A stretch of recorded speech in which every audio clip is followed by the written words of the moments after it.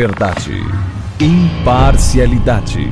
Começa agora o programa A Hora da Verdade. Apresentação: Carlos Frederico Gomes. Olá, amigo assinante, estamos iniciando mais um programa A Hora da Verdade. Antes de mais nada, é bom a gente lembrar que o programa A Hora da Verdade tem sua versão rádio, né? Na sua rádio Cidade AM 860. Rádio Cidade AM 860. Você pode botar www.cidadeam860, você ouve o programa A Hora da Verdade na sua versão rádio toda semana, de segunda a sexta, das 9 às 10 da manhã. Também muitos assuntos discutidos aqui por mim e pelo Luiz Cláudio no seu programa A Hora da Verdade, você lê no blog do carlosfrederico.blogspot.com. Lá você tem várias informações. Em cima do blog, logo, é que eu queria iniciar o nosso comentário de hoje falando dessa história, desse crescimento, né? Durante essa semana, todas as televisões, parece que um mantra, né, foi colocado para todas as televisões do país. Você vai para Bandeirantes, você vai para a Globo, você vai para a TV Cultura, você vai para o SBT, qualquer televisão que você for, o mantra é um só. É que o Brasil no último trimestre teve um crescimento e ninguém vê aumentar esse desemprego, que saiu da recessão. Agora, para isso perdurar, para isso continuar, tem que ser concretizado, né, a grande maldade com a população trabalhadora brasileira, ou seja, a reforma da Previdência e essa precarização do trabalho feita por essa reforma trabalhista. Isso virou um mantra. Alguns programas como o nosso aqui, que não está no meio desse processo, é que está na trincheira na defesa do cidadão. Não é defesa de sindicato, de sindicalista, não. Eu muito pelo contrário, eu tenho muita ressalva com alguns sindicatos, né? E nesse país existe só para tomar dinheiro do trabalhador sem oferecer nada em troca. Nós estamos em defesa aqui do cidadão e da qualidade da vida do cidadão brasileiro. Você falar em aposentadoria para um brasileiro que não tem qualidade de vida nenhuma, nem de transporte, nem de saúde, nem de educação, nem de segurança, e que para ele se aposentar de forma integral, um salário miserável, mais alto de R$5.000, o mais alto é R$5.000, miserável. Se você for ver a estatística e a avaliação do Diese, de que uma família de 3 pessoas precisa para sobreviver no Brasil, esses 5.000 não dá. Isso num local normal. Se for cidades como Brasília, cidades como Curitiba, cidades que têm um nível de vida mais alto, aí nem sonhar.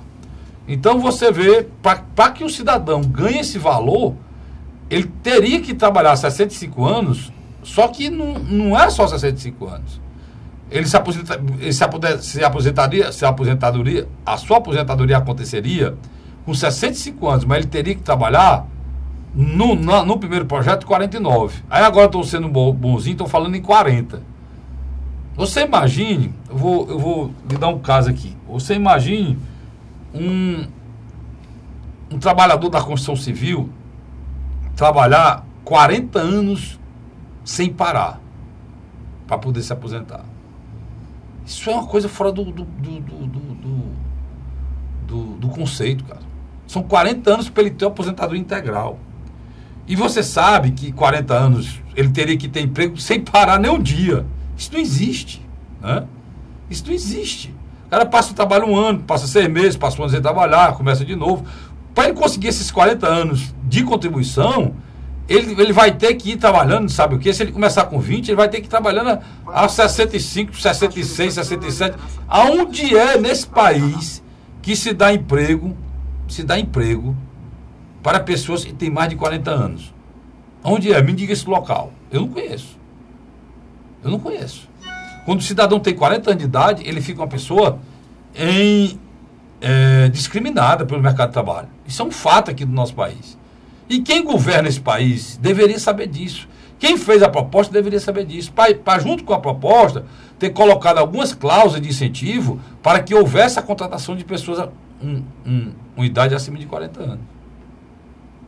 Enfim, eles agora inventaram esse crescimento, está aqui no meu blog, para você ter ideia. O índice de atividade econômica do Banco Central, o IBC, que é um órgão oficial do governo, e papel pega o que quer, e esse índice é feito por eles, divulgado ontem pelo Banco Central, mostra que é 1,12 de crescimento na economia brasileira no primeiro trimestre de 2017, janeiro a março, até o último trimestre do ano passado, outubro e novembro. O resultado vem após 8 trimestres consecutivos de queda, indicando que o país começa a reverter a recessão histórica pela qual passa.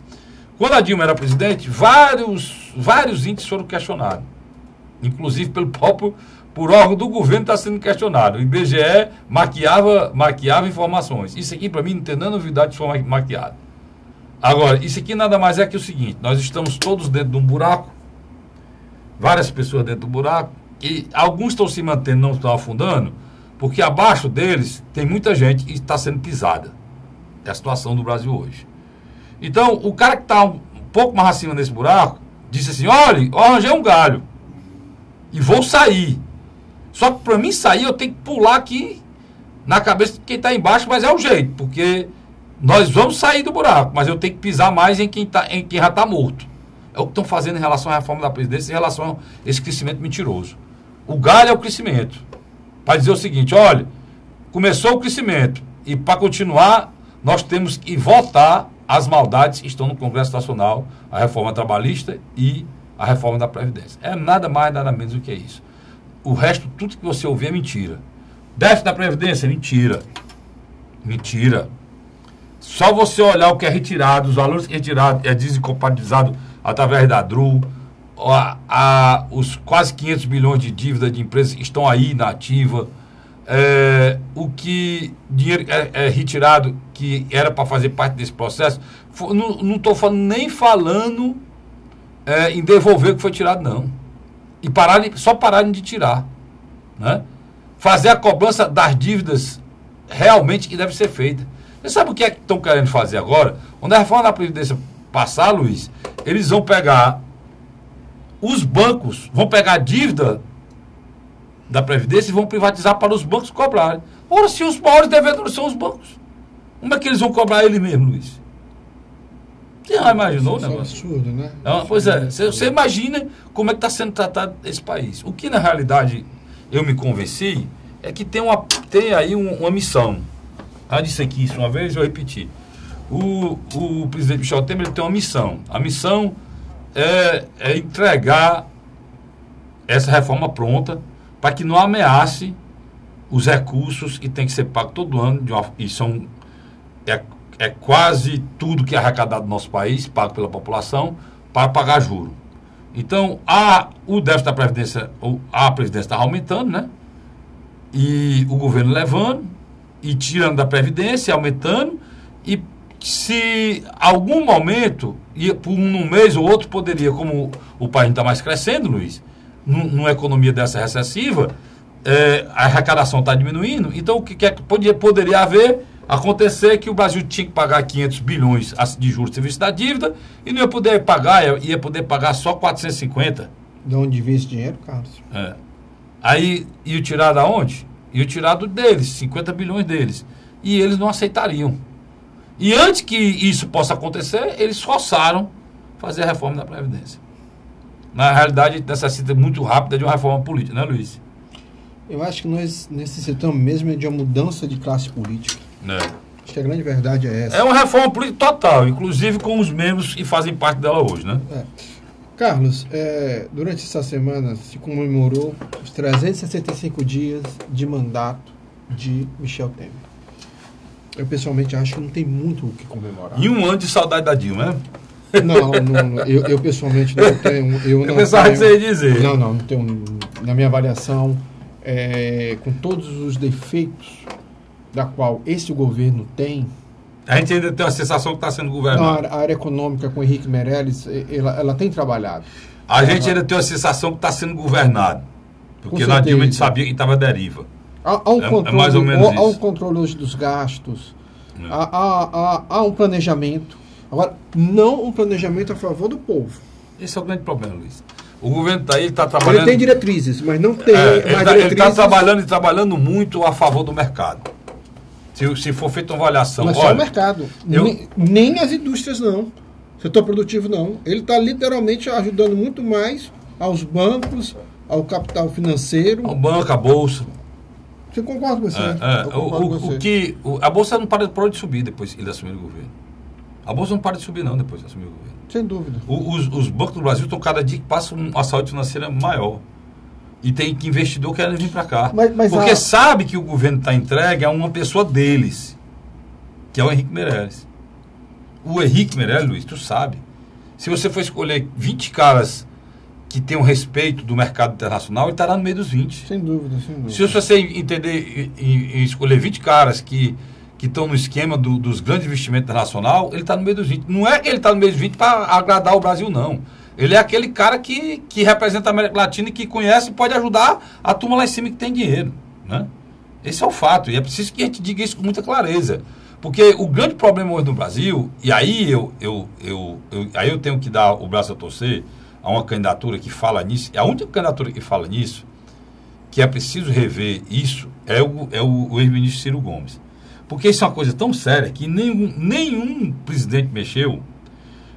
Por exemplo, a gente discute que... Uma vez eu trouxe aquela tabelinha aqui do Renato Rosendo, né? Quanto é que a gente pagava de juros. A gente discute que... Vai fazer um ano. Aquela entrevista vai fazer um ano. A gente discute aqui...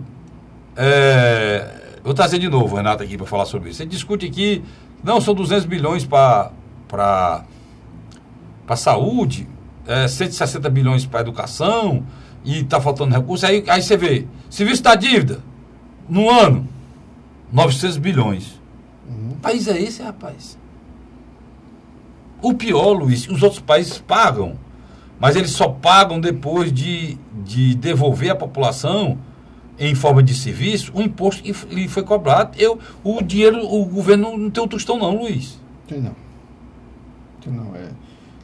Mas existe algo positivo nesse governo federal. Eu posso citar dois, se permitir? Não, você pode fazer, fala aí, que se tiver errado eu discordo. discordo. Querendo ou não, o BNDES, ele está saindo do buraco. Eles, não tenho a menor dúvida que eles colocaram a pessoa certa no local certo.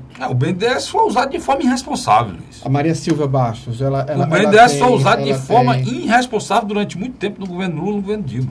Mas pelo menos a gente nota que há uma redefinição de linha de crédito. Por exemplo, eu estava satisfeito vendo que a Petrobras estava pegando um rumo correto, agora já estou com dúvida. Por que é que eu estou com dúvida? Porque venderam 3 plataformas aí que valiam 300 milhões por 30 milhões cada uma. 10% do valor nominal das plataformas. Sem dúvida. Mas de alguma maneira... Quer dizer, você de um lado você tem um governo que usa a estatal, né? Que usa a estatal, Luiz, de uma forma irresponsável, aparelha a estatal com político, com diretores mafiosos, como esse Paulo Roberto, esse Severo e muitos outros. Aí sai esse governo, aí vem um governo entreguista, que começa a vender e entregar o patrimônio público. Não tem saída, Luiz. É uma sinuca de bico pra gente. Não tem. É uma sinuca de bico. Você está falando do Pedro Parente. O Pedro Parente é do mercado financeiro, né? Mas isso não dá o direito dele de vender o patrimônio. Não, eu estou lhe dizendo. Brasileiro. A Maria também, a Maria Costa também, Maria Silva Bastos e Pedro Parente, Maria Silva Bastos, do BNDES, e Pedro Parente, da Petrobras, eles vêm oriundos de onde? Do mercado financeiro. Eles são pró-mercado, né? Quer dizer, indiscutivelmente, eu concordo com você, quando você refaz o papel da Petrobras, que a Petrobras tem um papel muito importante na economia brasileira, mas quando você começa a vender o patrimônio dela, que é o nosso patrimônio, a preço de banana, eu concordo com você, é um absurdo, isso não pode acontecer, não deve acontecer. Agora, por outro lado, também, essas duas instituições começam a apresentar saldos positivos. Começam a mostrar que tem competitividade, tanto internamente como no mercado internacional. O governo Michel Temer, na área econômica, ele está bem servido, indiscutivelmente. Mas o problema é quando você vai para a articulação política, da qual, literalmente, hoje, na minha avaliação, acho que você vai concordar comigo, Moreira Franco e Eliseu Padilha, que são os dois principais articuladores do governo, desapareceram. Hoje quem está fazendo a articulação política do governo federal em relação aos votos necessários para fazer a reforma da Previdência é o próprio presidente Michel Temer. E é um ponto que eu acho que virou um verdadeiro balcão de negócio. Literalmente, Carlos Frederico, ele chama o parlamentar e diz, olha, é o seguinte, você tem votado contra a gente, faça o seguinte, entregue os cargos.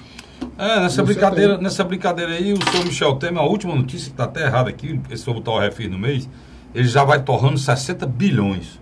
A dívida dos municípios. Está torrando 60 bilhões para conseguir a reforma da Previdência. Isso porque cada vez que um presidente da República precisa desse Congresso vagabundo e imoral que está aí, sem dúvida, a negociação parece feira. Presidencialismo de coalizão. Não, é de coalizar não. Esse presidencialismo é de esculhambação mesmo. Concordo com você. É de esculhambação mesmo, Luiz. O Luiz, quando os partidos, por exemplo, a França, que tem um regime sempre parlamentarista, o primeiro-ministro é muito ligado ao presidente, já na Espanha, o primeiro-ministro não, é quem manda mesmo, o rei é a figura decorativa. Como também na Inglaterra. Como na Inglaterra, mas nesses casos, cara, há uma coalizão para apoiar o governo, mas é em cima de ideias, macho. É em cima de pensamento. Não é em cima de esquema votado, não. Você já imaginou? Na Inglaterra, a primeira-ministra, ela quer fazer uma reforma, porque eles vão sair do mercado comum europeu. O que vai acontecer? Ela antecipou as eleições para ter a maioria no Congresso. Foi aceito. Você nota que existem partidos, existem programas. Aqui não. Aqui que nós temos é um verdadeiro saco de gato. Que começa na base, né? Começa na base. O que é que eu estou dizendo? Começa na base. Começa na base no modelo pré-estabelecido anteriormente para eleger essas pessoas. Do vereador ao presidente da República. Sem dúvida. Né? O sistema eleitoral brasileiro, ele é imoral, né? Indecente. Indecente, é imoral, é antiquado. Ele só existe no Brasil. Né, anacrônico e totalmente desgastado. Eu não sei como é que você pode falar em alguma reforma nesse país com esse Congresso, com essa situação que está aí, Luiz.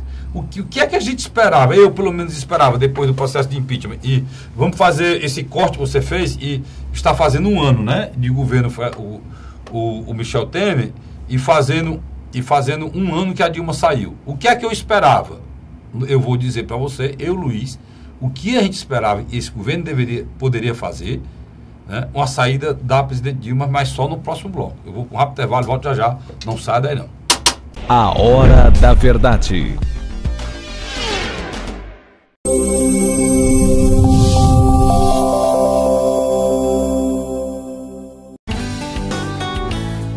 José de Arimanteia, Uruoca. Acordo 8 horas, 9 horas, aí carrego o carro e vou lá pegar água. Aí sai distribuindo os comércios. Estrada dessa, para gosto de você andar. Você não gasta pneu, tem economia no bolso e anda rápido. Sertanejo pega uma estrada boa, fica feliz, fica contente. Assim como o trecho que liga Uruoca a Martinópole, o governo do Ceará está fazendo mais de 1.000 quilômetros de estradas mais importantes da vida de muita gente. Governo do Ceará.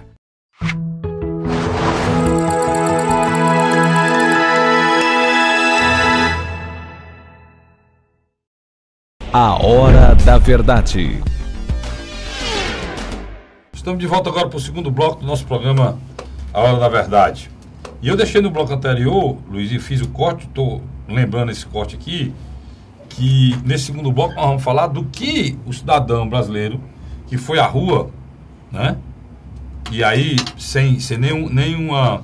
demérito, né? Não, sem nenhum caráter político partidário, daquelas pessoas que estavam ali, mas está dizendo não, aquela política feita pela essa esculhambação que nós estamos vendo aqui, que não para de sair da televisão da gente, você quer fazer que ninguém aguenta mais, essa esculhambação da Petrobras, essa imundície que foi essa eleição de 2014 da Dilma, a reeleição da Dilma do senhor Temer, toda essa esculhambação, a outra também toda aquela esculhambação não é tão diferente, toda a esculhambação que vem acontecendo desde o tempo da eleição do senhor Lula, quando ele fez esse aparelhamento do Estado, esse pacto, né? Com esses esquemas bilionários para mantê-los no poder por 30, 40 anos e fazer a prospecção desse grupo de forma internacional.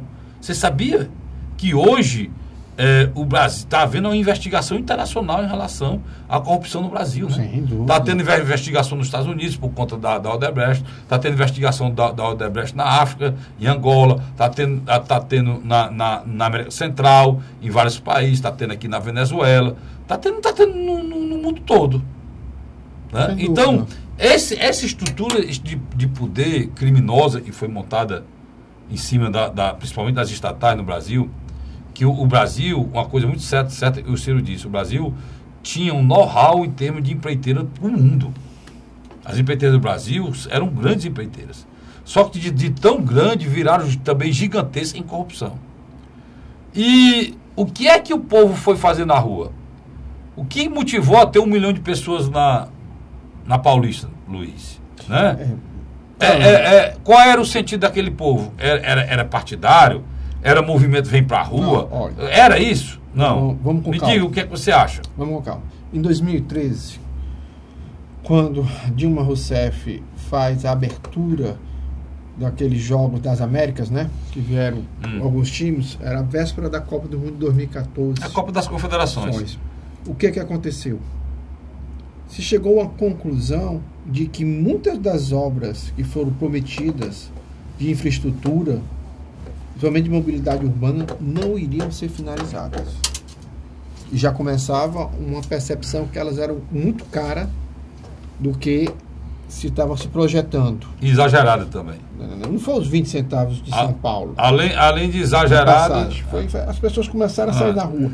Naquele momento, toda a classe política era, na minha avaliação, penalizada. Quando adentrou a campanha eleitoral, o eleitor se dividiu. Um querendo continuismo de Dilma Rousseff e outra parte querendo que ela saísse. Tanto que a eleição foi muito acirrada, né? Muito acirrada. Quando termina essa eleição, Carlos Frederico, o próprio PSDB entra no Tribunal Superior Eleitoral contra a chapa Dilma e Michel Temer. É o que voltou para ser julgado agora no mês de junho. Nunca na história presidencial do Brasil, depois da ditadura militar, uma chapa tinha sido questionada. Qual não tinha sido questionado? Fernando Henrique Cardoso. E esse tiro do PSDB saiu pela culatra, né? Foi a pior coisa que eles podiam ter feito. Aí o que aconteceu? Quando ela assume, ela traz um ministro do mercado financeiro, Joaquim Levy. Tudo que ela dizia que não ia fazer, ela fez. Tudo que ela me lembra que ela na campanha ela acusou a Marina de ser teste de ferro, do mercado financeiro, do Bradesco, do próprio Itaú. Do Itaú, né? E a primeira coisa que ela fez foi trazer o principal executivo do Bradesco para ser ministro da Fazenda. Depois ela coloca o Nelson Barbosa. Eles já tinham naquele processo a tentativa de fazer a reforma trabalhista e da Previdência. Inclusive ela ensaiou, mexeu na reforma trabalhista, né? A história da vaca tussa. Também a questão da terceirização. Ela já mexeu lá nos direitos lá eu me lembro demais dos pescadores, da viúva de pescador. Ela começou a mexer naquele tempo. Então, de alguma maneira, é impressionante. O Michel Temer, as pessoas não gostam do Michel Temer, mas ele não chega a ser odiado como a Dilma era. Agora tem que... Nós temos que fazer um corte. Naquele tempo, a população foi para a rua contra tudo isso junto. Inclusive, uma das coisas que mais enojou... Dois movimentos, foi de 2013 e 2015. Houve aquela dela... De 2015... O de 2013 teve aquele negócio da... Era um protesto mais genérico. Não, começou com a história da... Querendo padrão FIFA. Não, das passagens... dos 20 centavos, dos 20 centavos lá, de São Paulo. Que depois veio, aí disseram que o movimento não tinha reivindicação, aí veio a história do padrão FIFA. Né? E por conta disso estourou também o protesto contra a corrupção. O início da descoberta da Lava Jato e tal, e levou à corrupção. Depois daí, para dar a resposta, foi criada a delação premiada, foi feito um pacotezinho no Congresso e se iniciou a delação premiada. E com a delação premiada... O PT hoje acusa a Dilma de ter sido a responsável pela queda dela por causa disso. Se for pensar assim, ela fez um bem ao país. Sem dúvida. Se for pensar assim, ela fez um bem ao país. O que preocupa a gente, Luiz, é que isso aconteceu, a população foi para a rua para tentar melhorar a própria condição de vida do cidadão brasileiro, que é péssima. é a pior dos últimos anos. Sem dúvida. Né? E isso não aconteceu, Luiz. Isso não aconteceu. Muito pelo contrário. De lá para cá, desse um ano que nós estamos fazendo, a situação do cidadão brasileiro comum só piorou. Nós temos a tragédia do desemprego. Nesse momento, existem pessoas sendo desempregadas. No momento que a gente está conversando aqui, por exemplo, teve aqui um órgão de comunicação aqui no estado de Ceará, que de uma pancada demitiu mais de 40. Uma pancada, né? Na nossa área. Grande grupo de comunicação, um grupo de comunicação e grupo econômico dos principais do estado de Ceará. Demitiu 40 de uma pancada. Né? Os outros estão sobrevivendo, só Deus sabe como. As empresas da construção civil estão fazendo isso todo dia, Luiz. Quem vende material de construção, quem está vendendo, porque a crise é tamanho do mundo. Aí vem essa mentira aqui atrelada para dizer que o Brasil está crescendo sem estar. É uma questão de você criar um clima para ser aprovada as reformas da Previdência. E a reforma trabalhista. E aquela população que estava na rua, esse é o grande mote, a grande discussão nossa, deve ser essa. Aquela população que estava na rua, ela não queria nada disso. Ela não foi para a rua para tirar a Dilma, para nada disso que está acontecendo acontecer. Essa pauta não era dela. Essa pauta era da Fiesp. Esse foi o grande erro. Essa pauta, o Zé era da Fiesp. Dos né? bancos privados. Era do Pato. Era do governo americano que dizem que patrocinou isso. Né? Mas do povo brasileiro nunca foi essa pauta. A pauta do povo brasileiro era uma reforma política séria que mudasse o sistema eleitoral político brasileiro e as pessoas passassem a ser eleitas por vocação e por quem quisesse fazer o bem a esse país, sem ser por esquema de compra de voto financiado pela propina e pela corrupção. É essa a população. E que os políticos brasileiros e os empresários, os funcionários públicos e, enfim, o brasileiro comum tivesse mais ética, que é quem governa esse país. Entendeu? E isso não foi feito. Nada disso foi buscado, Luiz. Pior de tudo, além de não buscar, ainda as poucas atitudes que fizeram e as poucas reformas que abraçaram foi para prejudicar o trabalhador mais pobre, Luiz. Luiz, vamos lá. Você vai fazer a reforma da Previdência? Vou fazer.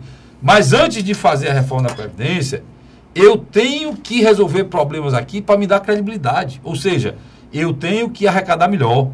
Eu tenho que cobrar das prefeituras que elas paguem o que deve, porque elas tiraram do trabalhador o 11%, não repassaram para a gente.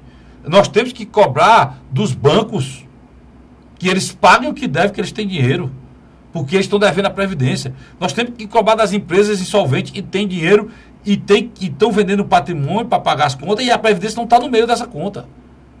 Nós temos que arrecadar, mudar a maneira de arrecadar, organizar melhor e depois ver qual é que sobra para poder pedir algum sacrifício a mais ao trabalhador. Não. A coisa fez só para cima da viúva, do pobre, do trabalhador rural. Pelo amor de Deus, cara.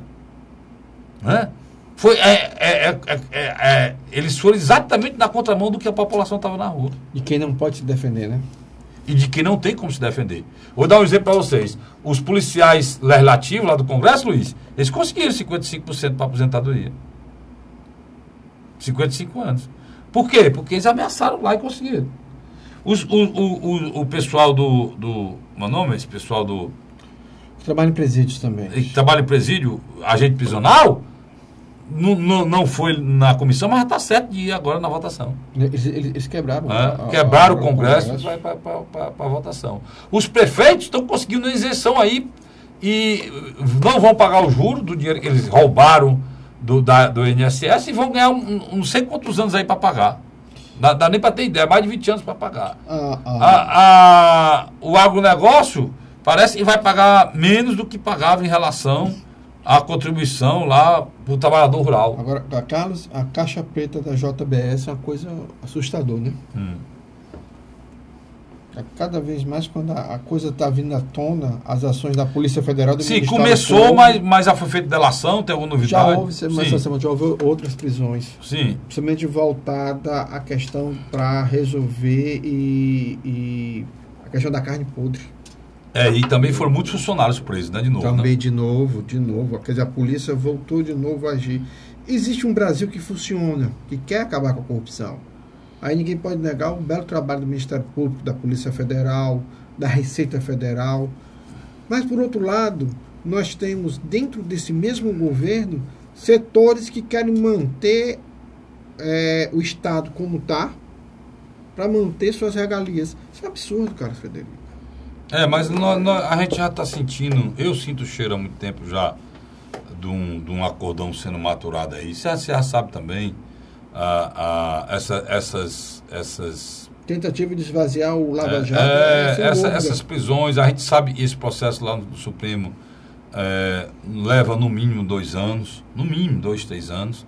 Foi o mesmo tempo que levou o mensalão, só que o mensalão era muito menor, o volume de curso era infinitamente menor, o número de pessoas infinitamente menor, e levou 3 anos. Quanto tempo vai levar isso aí, Luiz?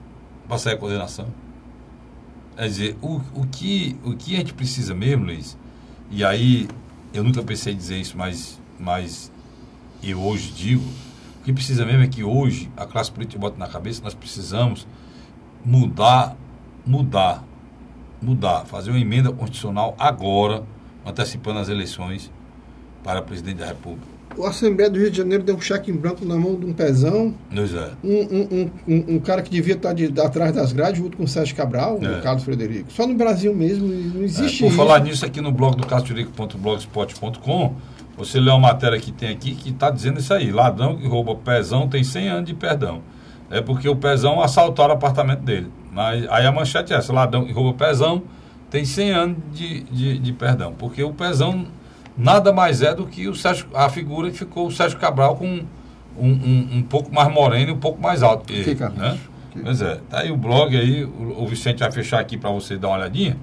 Dá uma fechada aqui, Vicente, por favor, no layout do blog, e você vê essa matéria aí do pezão que teve o apartamento. Ele disse que tinha nada de valor, não. A única coisa de valor que tinha lá era a camisa do Botafogo, né? Para quem torce Botafogo, né? Foi uma coisa que ele disse que tinha de valor. Não estava mais nada lá, né? Não tem nada lá mesmo, né? Como as cores do pezão não tinha nada aqui não, estava tudo no exterior. Rapaz, inclusive milhões e milhões de dólares no exterior, né? Você tem feito algumas postagens no campo pessoal que me chama muita atenção. Você tem acompanhado de perto o futuro presidenciável Ciro Gomes. Ele botou um aqui essa semana que eu achei interessante. O Ciro está fazendo um movimento estranho, né? Ele está fazendo um movimento estranho. Ele defendia o Lula, estava na defesa do Lula, de uma forma até errada, que eu disse várias vezes aqui que era errado. Nós questionamos, né? A gente questionou várias vezes aqui, e agora ele está se descolando.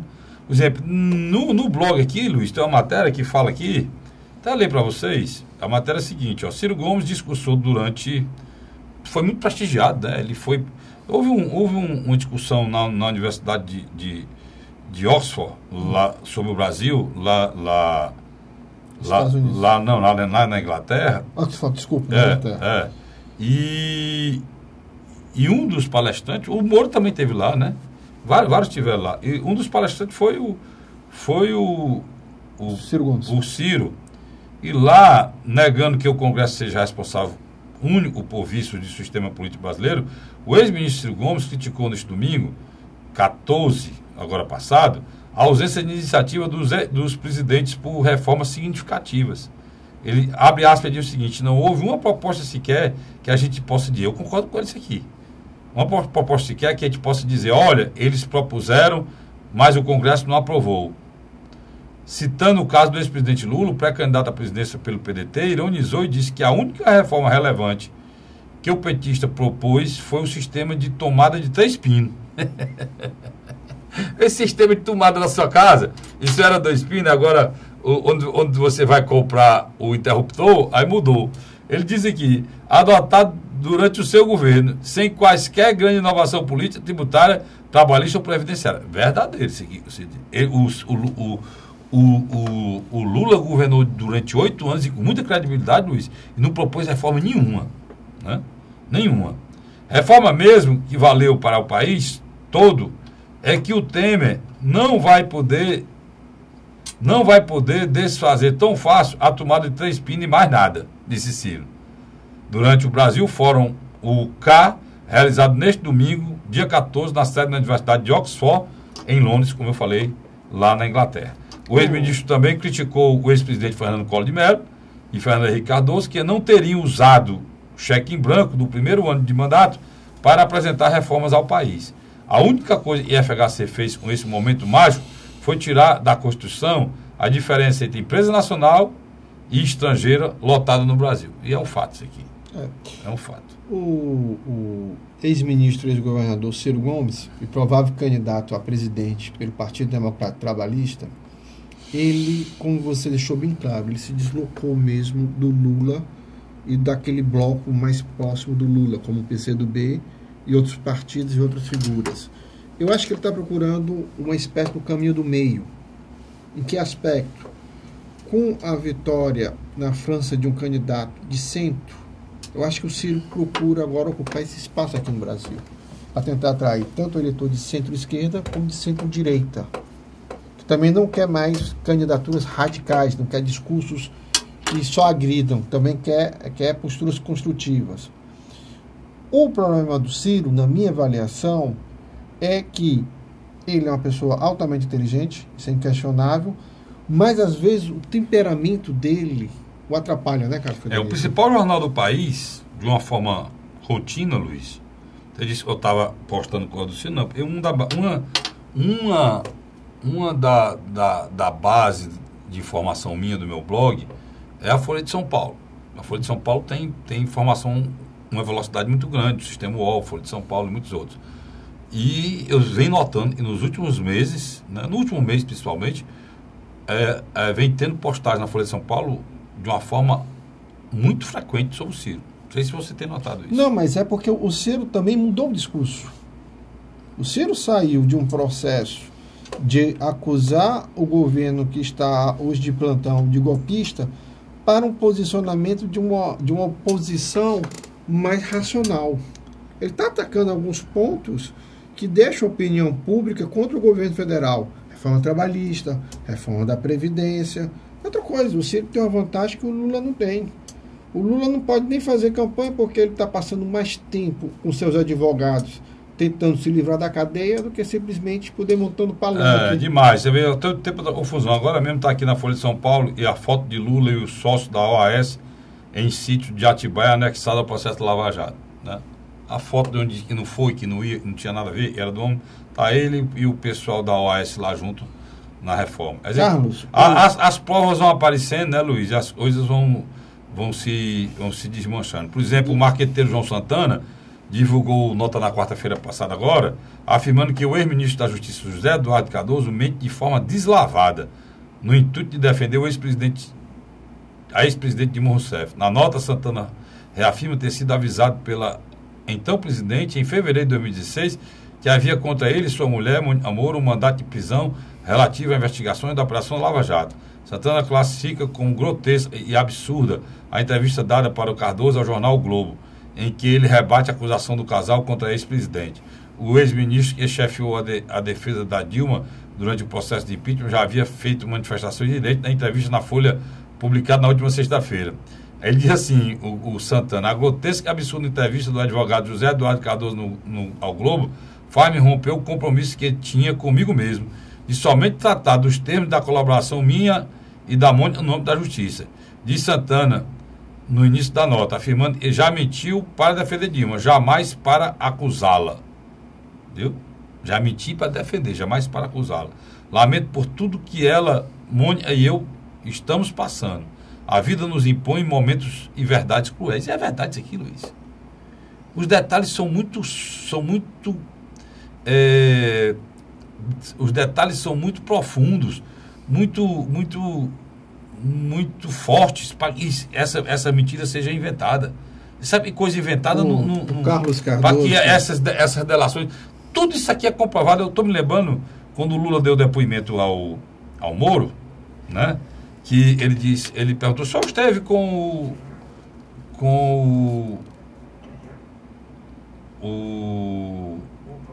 o diretor lá, né? Que disse que tinha se encontrado com ele no hangar, eu esqueci o nome agora, o ex-diretor da Petrobras, né? Né? O senhor esteve com ele, O Duque, Renato Duque, ele disse, eu estive com ele, 2014, estive com ele, foi 2014, no hangar em São 2020. Paulo, que eu me contei desse no avião e tal, e disse exatamente, ipsilite, o que o Renato Duque tinha falado. Por que ele disse? Porque ele sabia que lá nos autos, o Duque tinha que comprovar aquilo. Então, as coisas que ele sabe que alguém tem que comprovar, eles repetem. Dois homens de bem... Repetem justamente porque é verdade. Dois homens de bem se encontram à escondida, Carlos Frederico? Não existe isso. Não, aí o que é que acontece? Eu vi um economista no Jornal da Cultura dizer uma coisa que eu achei interessante. Ele disse, rapaz, se a Dilma quiser destruir o governo Itaí, é só confessar o que aconteceu. Quer derrubar o governo Temer? É só a Dilma confessar como foi eleita a chapa. A Dilma nunca existiu, Carlos Frederico. Sempre foi um personagem Mas inventado. entenda, Ela sempre foi um se o personagem PT quiser acabar com o governo Itaí, é só eles confessarem o que é verdade. Tem alguns personagens... Não tem, olha, nessas delações, nessas coisas que tem aí, não tem dúvida de nada, Luiz. Tudo é pura verdade. Você tem alguns personagens que enriqueceram abertamente. Antônio Palocci e Zé Disseu. Pois é, aí você pergunta como é que você tem um cara como o Sérgio Cabral, que tem bilhões, e se você for procurar botar Sérgio Cabral, Dilma e Lula no Google para ver fotos, você vai passar o dia vendo foto. Porque ninguém sabia onde terminava o governo Lula, onde começava o governo Cabral, terminava o governo Dilma. E quem é o principal imputado desse processo todo? Pô, qual é o estado da federação que foi mais recurso, Luiz?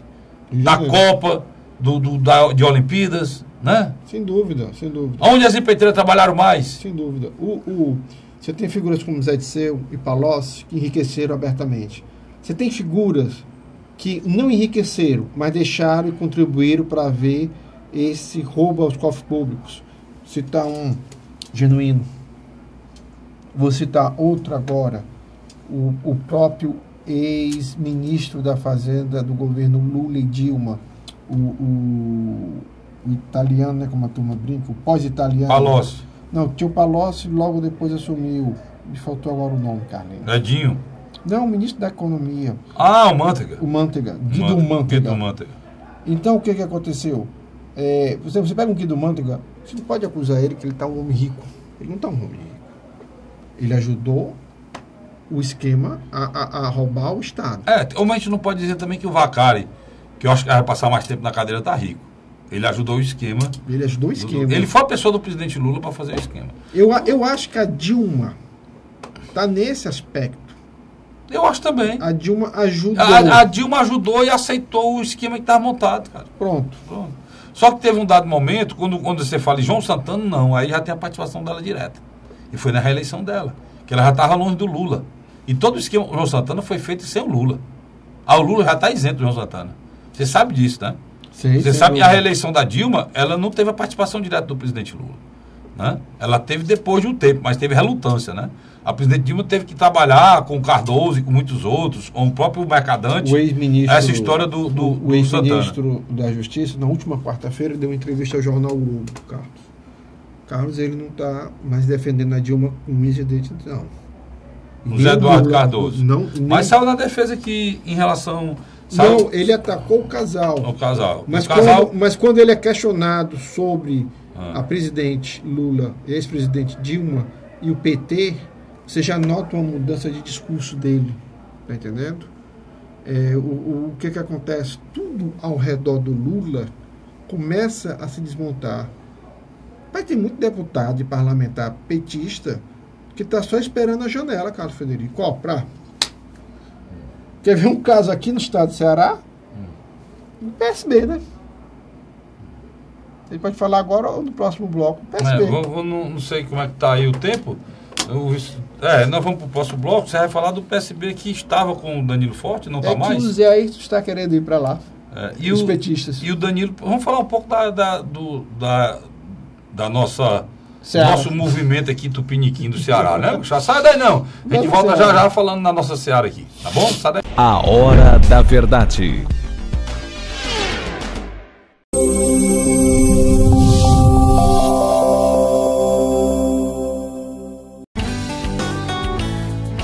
José de Arimanteia, Uruoca. Acordo 8 horas, 9 horas, aí carrego o carro e vou lá pegar água. Aí sai distribuindo os comércios.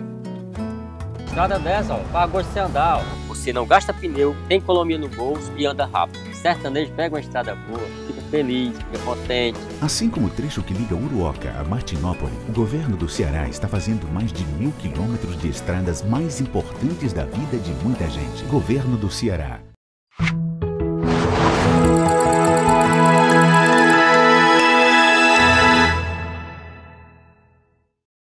A Hora da Verdade. Estamos de volta agora com o terceiro e último bloco do programa A Hora da Verdade. Passa rápido, né? A gente bate papo aqui com muita coisa para falar, passa muito rápido. Eu disse no bloco anterior que a gente voltaria agora no terceiro bloco, falando da nossa seara aqui, do movimento Tupiniquim aqui. Luiz, essa semana na Assembleia eu vi os movimentos aí, e estão acontecendo aí partidários, né? Conversando com os amigos, né? Esquisito. Parece que surreais. O deputado Danilo Forte vai sair mesmo do PSB, perdeu o PSB. Esse PSB aqui, ele muda mais de presidente do que tapioca, né? A tapioca vira para um lado para o outro, é igual esse PSB aqui. Esse PSB aqui foi era do governador Cid Gomes, saiu do Cid, ficou com os irmãos Novaes. Foi para o Roberto Pessoa, imediatamente o Roberto Pessoa foi para o Heitor, aqui no município, passou para o Danilo Forte. Agora retiraram o Danilo Forte da presidência, né? De uma forma bruta, como foi feita com os outros, né? E agora parece que o Danilo Forte vai para o PSC. E quem é que vai para o PSB? Zé Ayrton. Que era do Federal. PT, Zé de Cirilo. Vamos com calma aqui, o telespectador entender. O deputado Danilo Forte é um aliado fiel ao presidente Michel Temer. O deputado Danilo Forte, ele ia falar, mas engasgou. É um deputado forte, aliado do Michel Temer. Era muito forte numa frase. É muito forte. É forte. O forte aliado do Michel Temer. O PSB nacional tem 2 ministérios. Mas não quer votar a reforma da Previdência. Aí que está o cheio da questão. Então, o que existe? O partido está dividido. E vai perder a reforma? A direção nacional quer sair. Quer que 14 diretórios estaduais sejam reformulados, entre eles do estado do Ceará, que é comandado pelo Danilo. O que acontece? Está tendo uma briga jurídica. Enquanto isso, o deputado federal Zé Ayrton está tentando ocupar esse espaço, junto com a corrente dele. Você sabia da ida do Danilo para o PSC? Havia, há algum tempo, essa ventilação dessa história, de que ele iria ou para o PSC ou para o Partido Verde. Você sabia que com esse movimento a possibilidade do governador ir para o PSC, do PSB, já morreu, né? Não sei hoje como ficaria o Carlos Frederico. Aquela quase certeza que a gente tinha que ele iria para o PSB, porque era o partido de origem do pai dele inclusive, hoje já uma saída do Danilo. Permita-me só lhe interromper. Eu não gosto de lhe interromper, mas vou ter que Mas pode interromper também, não. Eu acho que o Danilo fica no PSB. Mesmo com esse movimento? Eu acho que toda essa confusão, todo esse processo, um partido como o PSB nacional, ele é dividido em 2 alas. Uma liderada pelos governadores de Brasília. E o Zé de Cirilo é aliado ao governador? Não, porque existe um movimento da direção nacional do PSB de colocando esses deputados para fora do partido, ele ia atrair uma parte dos deputados do Partido dos Trabalhadores, que não querem concorrer no próximo ano lá. Certo. E o Zé Ayrton está junto. Não seria só o Zé Ayrton e alguns outros, né? Só alguns outros para tentar equilibrar e o partido não ter uma baixa muito grande na eleição. A gente antecipou aqui e parece que a gente é pitonizo, a gente vai falando, vai acontecendo. Eu vi um zoom lá e vamos falar aqui só para nós dois aqui, que ninguém saiba, que está havendo um movimento, e isso é notório, posso falar aqui, eu sei que eu estou falando, de uma possível coalizão aqui no estado do Ceará para a eleição de governador, com a possibilidade de ser refeito acordos que foram desfeitos. Quer ver um exemplo? Estão pensando numa chapa aqui no Ceará, Camilo para governador, Cid para senador, e vocês, e a outra vaga seria do senador Eunício Oliveira, né? E até ventilando a possibilidade também de o deputado, o conselheiro, ministro do Conselho, Domingos Filho, também recuar nesse processo, se aproximar e apoiar essa chapa, que teria na vice um Maia Júnior, um Beto Student, indicado por Tasso Gereissati. O Ceará Pacífico? Ouviu esse movimento, Luiz? Ou não ouviu? Está acontecendo ou não esse movimento? Ele está dizendo que está acontecendo, sou eu, quero que você diga. Não está acontecendo. Eu acho que é muito mais uma estratégia criada pelos setores da oposição para tentar criar uma discussão artificial. A grande verdade é que Camilo... O senador Eunício não procurou ninguém?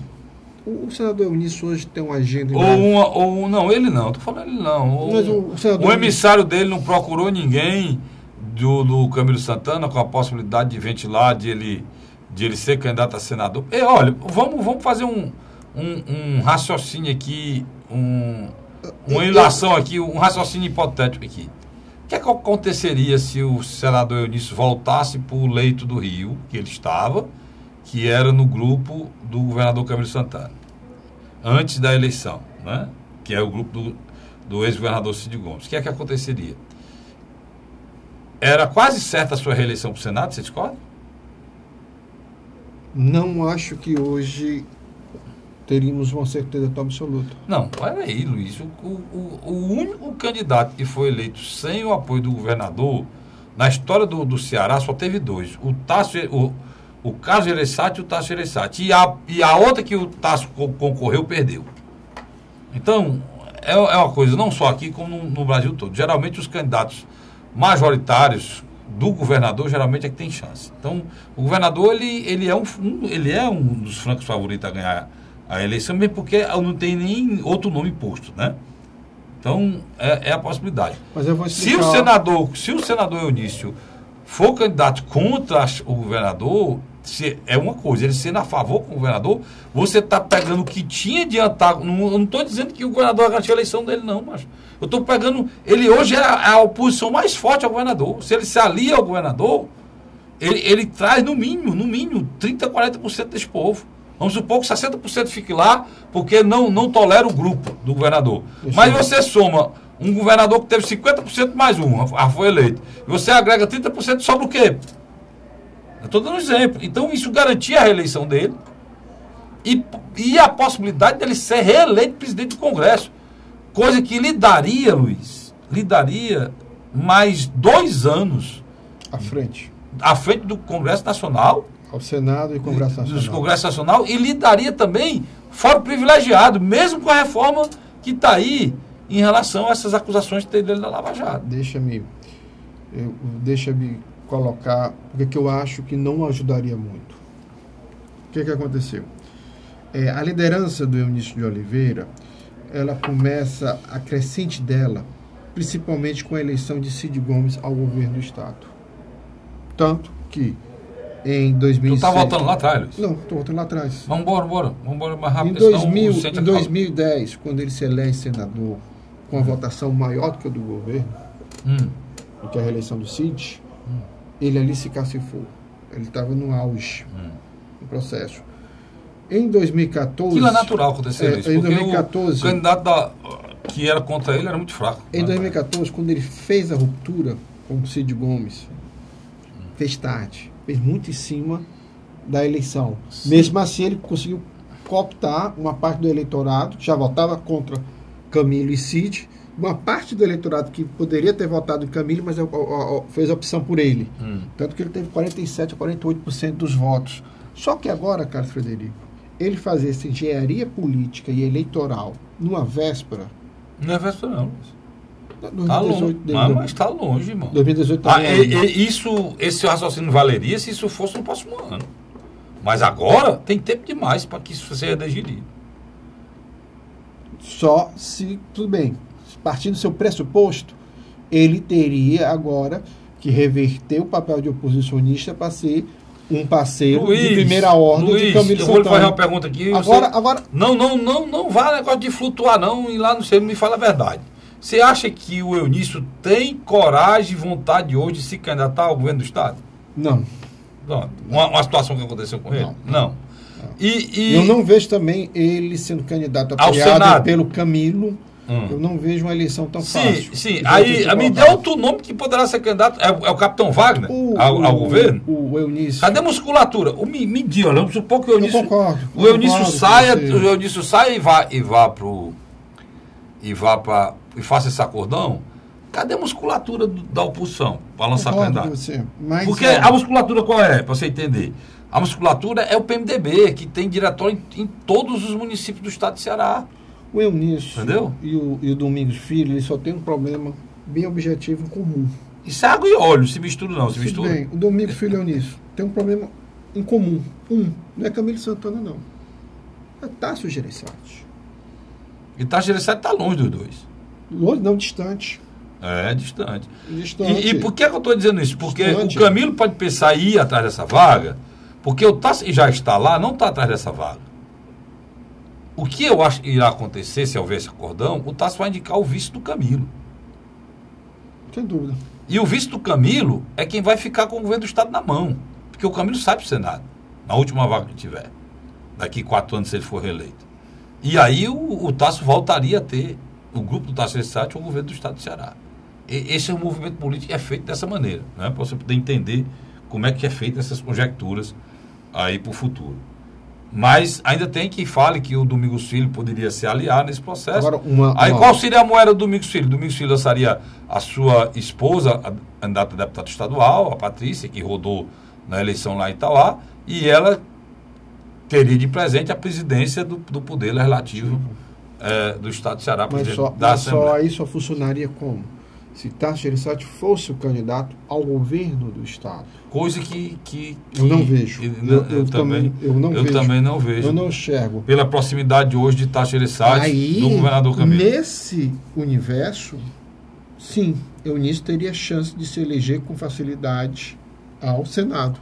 Porque eu não tenho dúvida que o Tássio puxaria a eleição dele. O que você acha que quer manter? O que você quer? O Luiz está falando aqui pela oposição. Eu estou falando aqui pelo acordão que está acontecendo. O Luiz está falando aqui o pensamento anterior da oposição. A oposição quer o seguinte: a oposição quer que o Tássio seja candidato, Para puxá-los. porque ele é o único nome que teria musculatura política suficiente para enfrentar o governador Camilo, né? Que, por sinal, está muito bem, né? Em pesquisa, está muito bem como governador, da crise que o país está passando. Ele não cria atritos. Não tem atrito, é um cara que passa Não limpo em todo canto, é um cara humilde, um cara que respeita todo mundo, um cara amigo de todo mundo, então ele vai bem. Aí o que é que acontece? O senador Eunício não é candidato a governador. Se não tiver candidatura do Tássio, o que vai restar o Eunício fazer? Apoiar o Capitão Wagner? Ou apoiar o Domingos Filho ao governo. ao governo, vai sair do apoiar o Domingos Filho ao governo, vai sair do Tribunal de Contas do município? Está entendendo isso que eu estou querendo dizer? Então, a única saída deles é se o Tássio for candidato a governador. E o Tássio está longe deles. Deixa eu colocar como você mesmo colocou. Deixa eu colocar só outro ingrediente. Lula em 2010 e Dilma em 2014, no Ceará, ainda eram grandes cabos eleitorais. Michel Temer não é. Pior ainda. Outro fato que atrapalha o Eunício. Pior ainda, hoje quem tem uma força no estado do Ceará maior ainda é Camilo Santana. E moralmente, pessoalmente, Tássio Gereissati. Tássio Gereissati.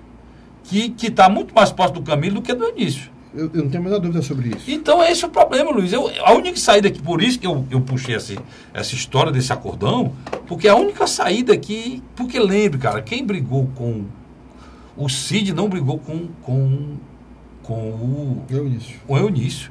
O Cid não brigou com o Domingos. Eles brigaram com o Cid. Por quê, Cássio Perigo? Porque o Eunício queria ser candidato a governador e o Cid não aceitou. Por isso, eles brigaram. Mas o Cid tentou, de toda maneira, ver se equacionava o problema, não conseguiu. Deixa eu só interromper aqui. A mesma coisa aconteceu com o Domingos Filho. O ex-governador Cid Gomes procurou, foi uma vez não. antes dessa confusão na Assembleia, para tentar um acordo para o Domingos não se afastar. O prefeito... E o Domingos preferiu brigar, e deu no que deu. O prefeito de São Paulo, João Dória, tem muita dificuldade na já cúpula... foi para São Paulo, mas volta aqui para o Ceará. Mas tem muita dificuldade na cúpula nacional. Muita dificuldade mesmo. Rapaz, ele é João Dória. Com exceção do Geraldo Alckmin, o restante ele não tem muito contato. Quem é a figura que o João Dória está procurando para criar pontes internas no PSDB? Senador Tasso Gereissati. Não é que nem isso não, Luiz. É porque o Alckmin, o povo do Alckmin está com raiva do Dória. Também. O Dória viajou agora, já falando, e pode ser. Depois desmentiu que não. Depois disseram o nome dele, foi para as prévias dar certo. Aí, quem é a única figura do PSDB que tem credibilidade no país? Quem é? Tasso Gereissati. Qual é a melhor pessoa para o Dória se aproximar para evitar que o nome do Tasso surja para destruir a ele mesmo? Então, se esse cara aqui pode crescer, e eu, um cara que tem credibilidade e eu tenho, eu vou chegar logo perto dele para pegar o compromisso dele antes que ele cresça. É o que ele quer. É por aí. É o que ele quer. Agora, tu saiu daqui e me levou lá pro...